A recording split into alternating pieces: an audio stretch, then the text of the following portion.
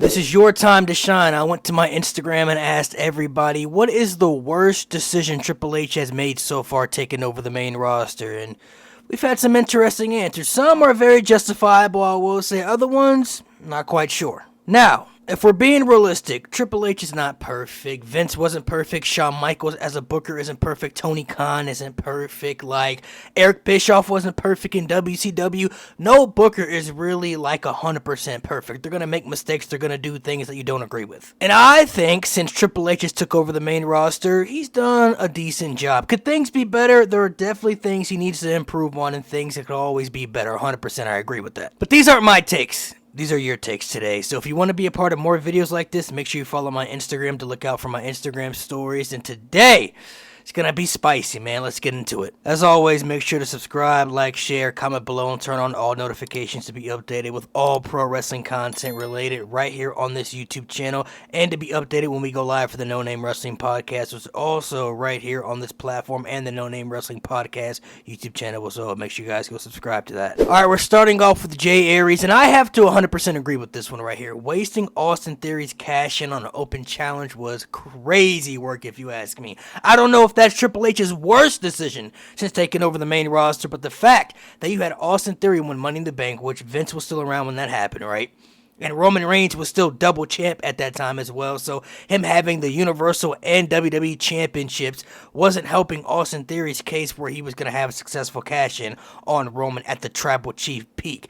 But the Money in the Bank was always created for, people to get opportunities to become a world champion, or at least, to try to become a future world champion, right?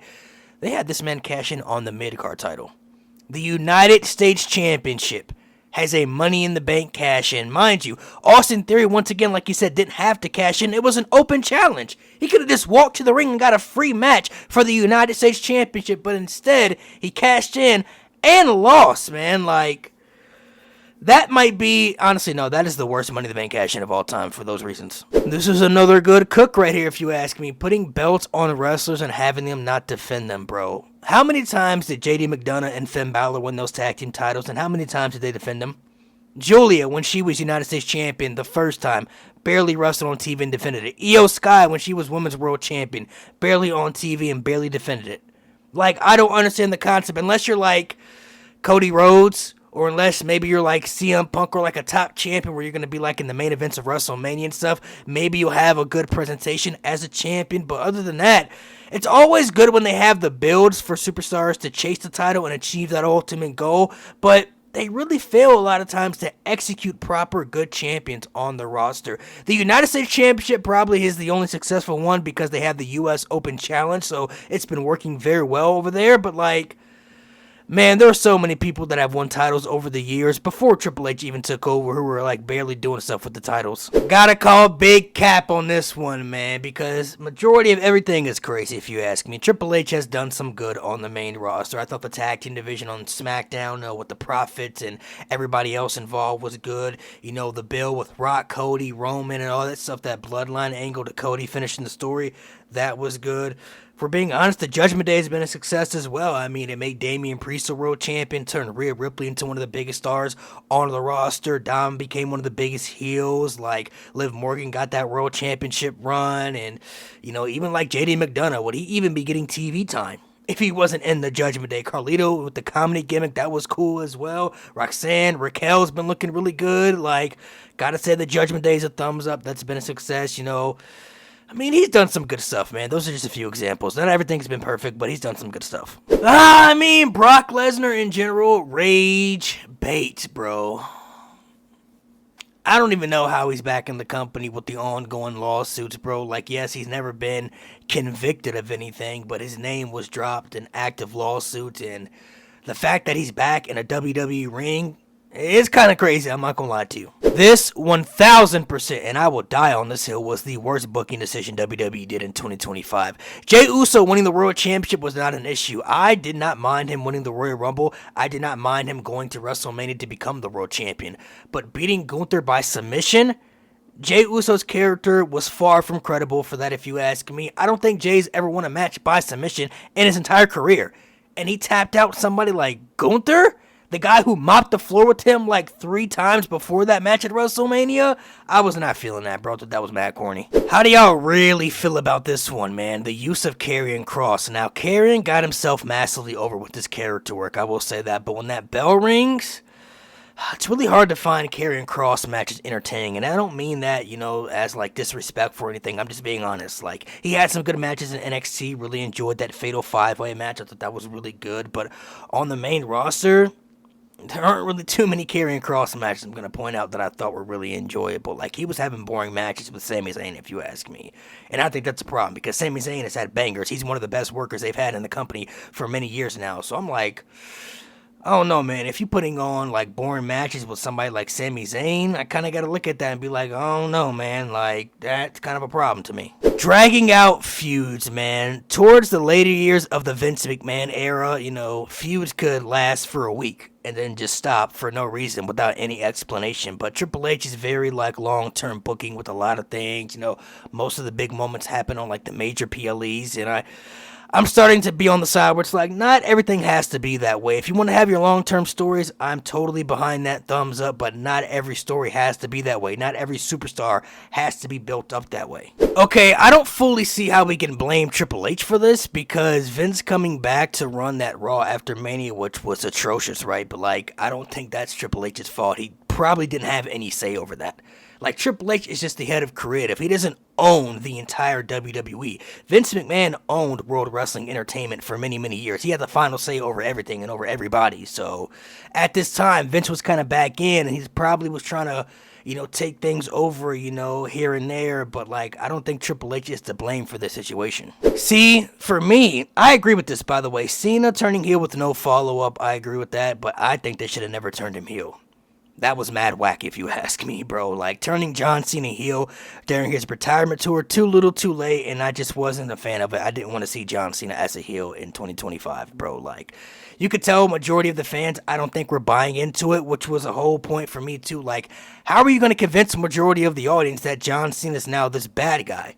That he's this evil human being now, bro. Like, he's John Cena. Too much nostalgia, too much fandom there, too much respect now, bro. Like, I think people wanted John Cena to go out the way John Cena has been for years. If they had turned Cena heel back, 10, 15 years ago, okay, cool, it would have been different. But, like, during his final year in WWE, that's when you decide to do it. I get it was a shocking moment, but that moment doesn't define the entire run. Let me go on a little rant with this one right here, because I agree with this. WrestlePalooza was a waste of a show, and Brock beating Cena the way he did was also a waste.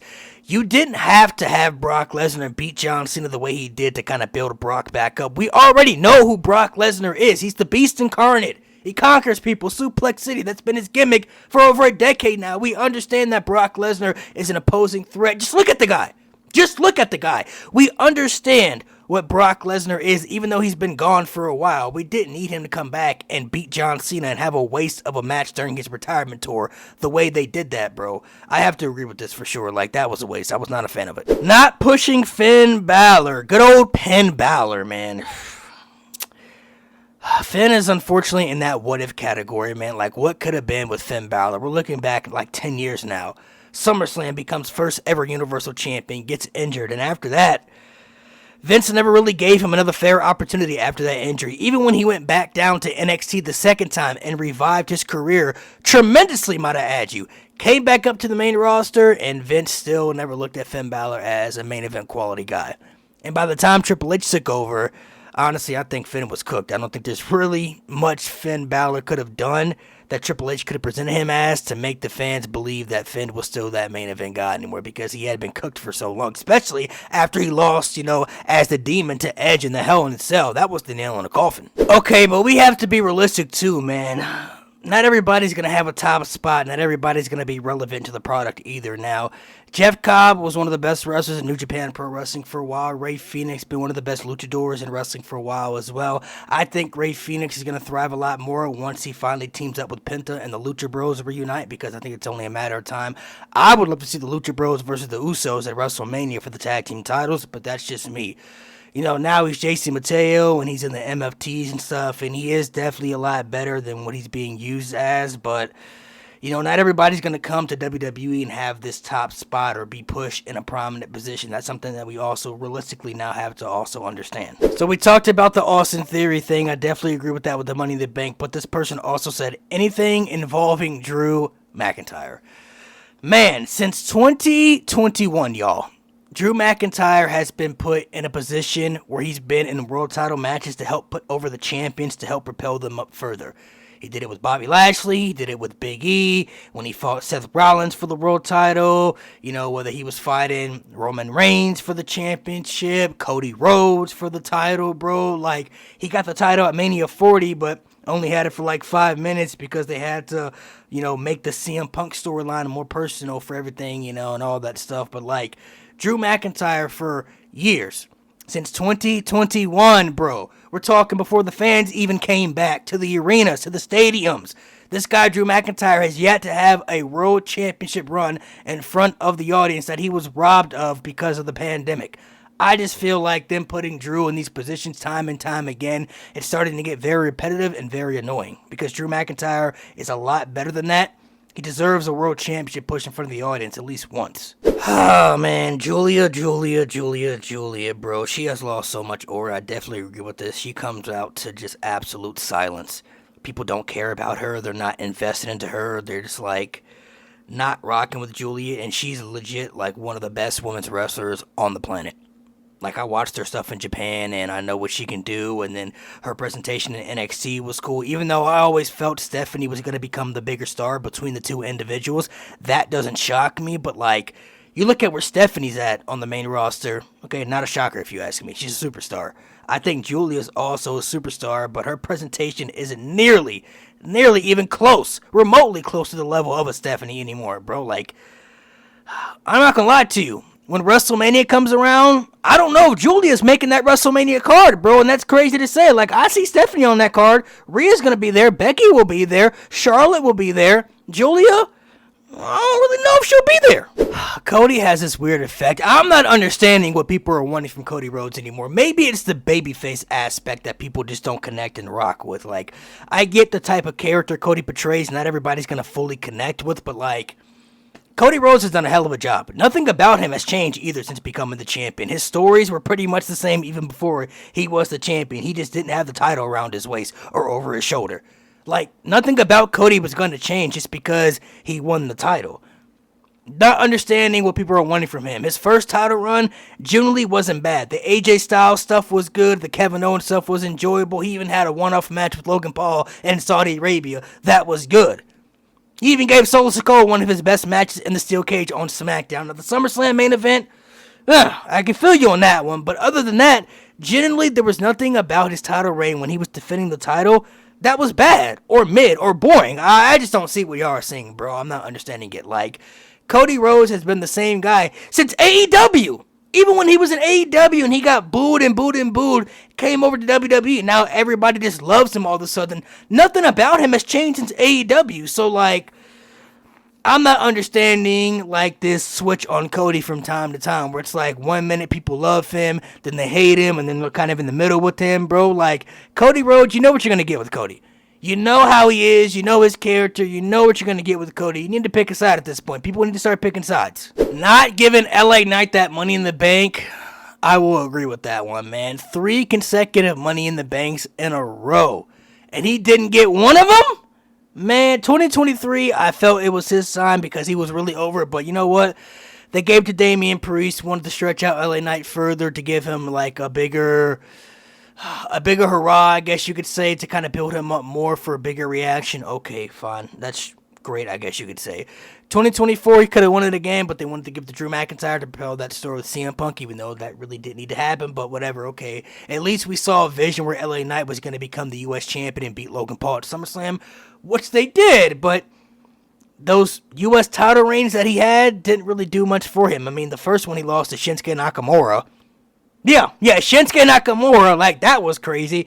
Then he won it back didn't really do much with it either. Lost it to Jacob Fatu. But 2025, them giving it to Seth Rollins, I feel like was a huge mistake. I don't think Seth really needed that for the Vision story or anything like that. I really felt LA Knight needed that briefcase to really be able to take that next step further, because I don't know what much more he has to do. He's been over consistently for years. He can cut good promos. He can prove he has good matches, bro. Like, he has the presentation there, and the people believe in him. You hear the reactions every time he comes out there. So I'm not sure what much more he has to do to be really looked at in that top tier. So this person said bringing War Games to the main roster, felt NXT needed it more. You know, when they first brought it to the main roster in 2022, I was feeling it. But over the last few years, I would say, yeah, I miss the old traditional Survivor Series with, and I'm not talking about Raw vs. SmackDown brand warfare. That doesn't really mean much more because the brand split doesn't mean anything anymore. You can pretty much go into any brand you want. The traditional Survivor Series stuff, I really feel like they should bring back, because War Games, they don't put the effort into the stories, especially for the women's stories, and the matches aren't really as brutal and violent like a War Games match should be. Blood and guts is what War Games should be. If you watch AEW, you know. Go watch Blood and Guts. If you're not familiar with AEW, go check out a Blood and Guts match, and you'll see that match is what War Games should really be, but it's not. John Cena tapping out to Gunther. To be honest, it doesn't make me look at John Cena any differently, though. Like, I know what he stood for. Never back down, never quit. You know, hustle, loyalty, and respect. Never give up. But he could still stand for all those things as a human being opposed to his character, because the character of John Cena is now dead, if you ask me. It's gone. We will never see John Cena wear the jorts and the wristbands and all that stuff anymore. Like, I think he was giving up that aspect of his life. Keyword, life. Like, him tapping out to Gunther the way he did with that smile on his face, to me, was like closure for him. Like, he's letting go. He doesn't have to carry the load of being the top guy anymore, or whatever it is. Like, he doesn't have to worry about being that guy anymore.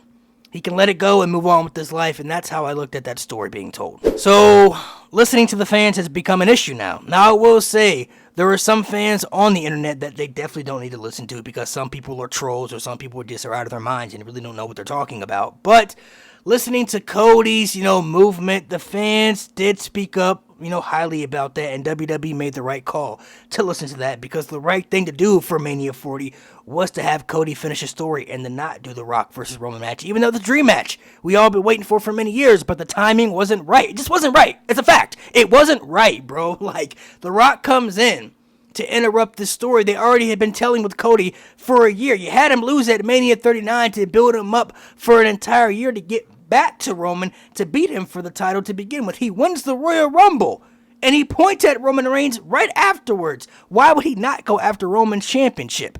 That's the entire story concept of why Cody Rhodes came back. He didn't come back to become the world champion. He came back to win the title that his father never got to win, which was held by the tribal chief, Roman Reigns, bro. And at the time, too, like, the world title wasn't even a thing yet when Cody had come back to WWE either. So The Rock just came back at the wrong time, if you ask me, to try to make that match happen. Maybe we get that match at Mania in Saudi Arabia, but, like, them listening to the fans at that time was the right call. I have to agree with this one too, bro. I don't understand why Javon Evans is not getting that big run in NXT with the NXT title after beating Oba Femi. That's what should have happened, but they gave that win to Ricky Saints, right?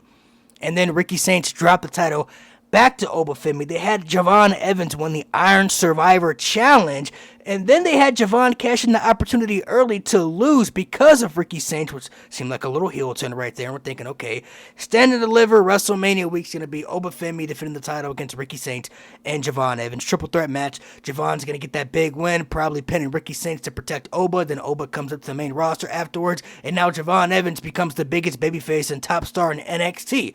That's what we're thinking. But they scrapped all of that. Now Javon's on Raw. Oba just pretty much gave up the NXT championship. He's coming up to the main roster, which leaves Ricky down there by himself with that storyline just scrapped, bro. I felt that was a huge missed opportunity, because I don't know what Javon's ceiling's going to look like on the main roster. I'm not going to lie.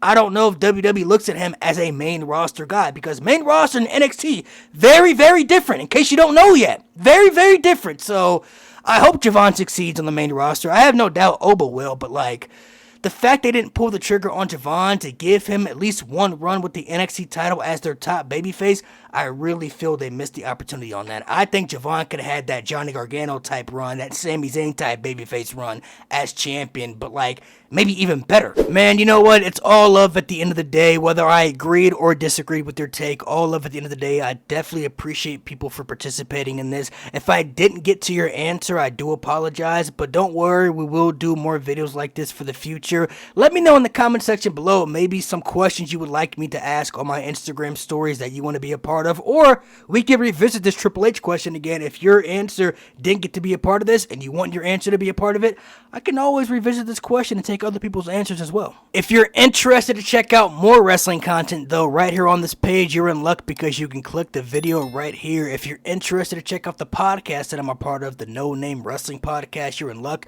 because you can click the playlist right there to check out all episodes. Also, make sure to hit that subscribe button.